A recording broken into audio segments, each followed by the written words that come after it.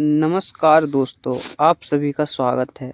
आज की ये प्रेरणादायक कहानी ईमान का ज्ञान बताएगी। तो चलिए शुरू करते हैं। काफ़ी समय पहले की बात है। प्रतापगढ़ नाम का एक राज्य था। वहाँ का राजा बहुत अच्छा था, मगर राजा को एक सुख नहीं था। वह यह कि उसके पास कोई भी संतान नहीं थी और वह चाहता था कि अब वह राज्य के अंदर किसी योग्य बच्चे को गोद ले, ताकि वह उसका उत्तराधिकारी बन सके और आगे की बागडोर को सुचारू रूप से चला सके। और इसी को देखते हुए राजा ने राज्य में घोषणा करवा दी कि सभी बच्चे राजमहल में एकत्रित हो जाए। ऐसा ही हुआ। राजा ने सभी बच्चों को पौधे लगाने के लिए भिन्न भिन्न प्रकार के बीज दिए और कहा कि अब 6 महीने बाद मिलेंगे और देखेंगे कि किसका पौधा सबसे अच्छा होगा।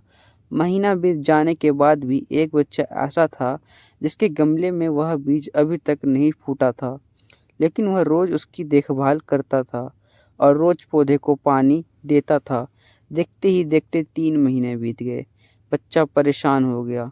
तभी उसकी माँ ने कहा कि बेटा, धैर्य रखो, कुछ बीजों को फलने में ज़्यादा वक्त लगता है। और वह पौधे को सींचता रहा। 6 महीने हो गए।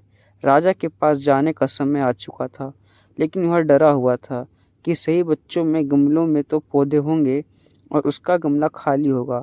लेकिन वह बच्चा ईमानदार था और सारे बच्चे राजमहल में आ चुके थे। कुछ बच्चे जोश से भरे हुए थे क्योंकि उनके अंदर राज्य का उत्तराधिकारी बनने की प्रबल लालसा थी। अब राजा ने आदेश दिया, सभी बच्चे अपने अपने गमले दिखाने लगे। मगर एक बच्चा सहमा हुआ था क्योंकि उसका गमला खाली था। तभी राजा की नज़र उस गमले पर गई। उसने पूछा, तुम्हारा गमला तो खाली है। तो उसने कहा कि लेकिन मैंने इस गमले को 6 महीने तक देखभाल की है। राजा उसकी ईमानदारी से खुश था कि उसका गमला खाली है, फिर भी वह हिम्मत करके यहाँ तक आ गया। सही बच्चों को गमले के दिखाने के बाद राजा ने उस बच्चे को सभी के सामने बुलाया।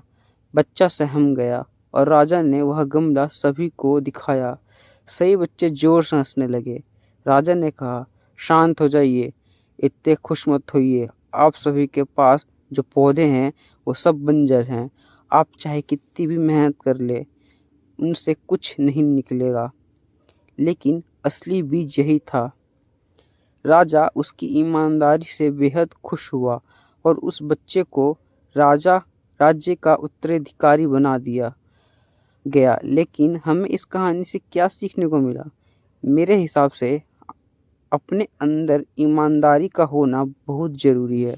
अगर हम खुद के साथ ईमानदार हैं तो जीवन के किसी न किसी पड़ाव में सफल हो ही जाएंगे, क्योंकि हमारी औकात हमें ही पता होती है।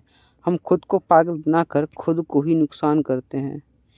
फाइनली मुझे उम्मीद है कि आपको भी यह मोटिवेशनल स्टोरी पसंद आई होगी। अगर आप और भी ऐसी कहानियों को सुनना चाहते हैं तो आप बिल्कुल सही जगह पर हैं। छोटी छोटी लेकिन प्रेरणादायी कहानियों का खजाना मिलने के लिए यहाँ पे आपका स्वागत है।